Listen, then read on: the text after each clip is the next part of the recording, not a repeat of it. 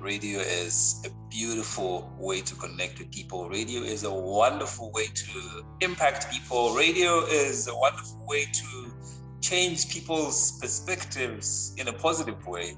How many of you in this room have a fear of heights? Don't answer. I'm sure it's a lot of us. Well, today, guys, we're going up a cliff. We intend to explore this cliff. We intend to unpack this cliff in hopes of finding some gems. You know, when you're an aspiring radio DJ, sometimes it just feels like you're constantly standing on the edge of something. Get it?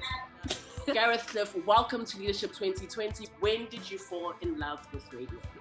But that's the nicest intro I've ever had, Lebang. Can I hire you as my hype person whenever I do any shows or anything? Right at the start. I mean, you know, even before I was in radio myself, I fell in love with it because it's just the most magical medium. We live in a country where the majority of people still receive most of the important information that they need by their ears, not by reading. Most of us have an oral history rather than a written history. We share stories by telling stories, not by writing stories. And as much as the book has become a symbol of learning, I think the radio has done a lot more for people all over the world, and in South Africa especially. Thank you so much for those nuggets of wisdom, Mr. Cliff. Now, my question to you is that when you started in radio, what was the vision? When I started in radio, I was just a brat. I was doing anything to get attention, anything to get ratings. I was breaking every rule I could. I was looking for trouble with all the authorities that I could. University, I got fired from campus radio. I mean, I started off as a rebel.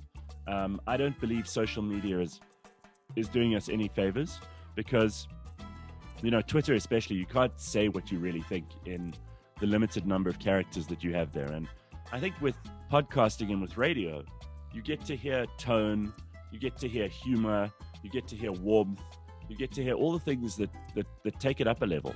And when I started this business, the idea was to make a space for talented people like many of the people on this call this morning who want to have a place where they can do their thing, where they can be contributing to the national dialogue, where they can be having interesting discussions, debates, getting fired up, getting sad, getting happy, laughing, crying. These are the things that we want to do. And I suppose that's where we are. We have seen a lot of people come and go in this industry. What would you say has kept you for more than 2 decades?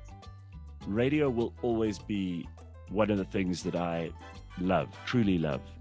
And I have lots of interests, but for me, it has been a place where I've connected with, you know, way more people than you could anywhere else. And I've met amazing people. I still continue to interview the world's most interesting people. And that to me is almost like a university of life, you know? I think that whoever I have on my show on Monday morning, they're going to teach me something.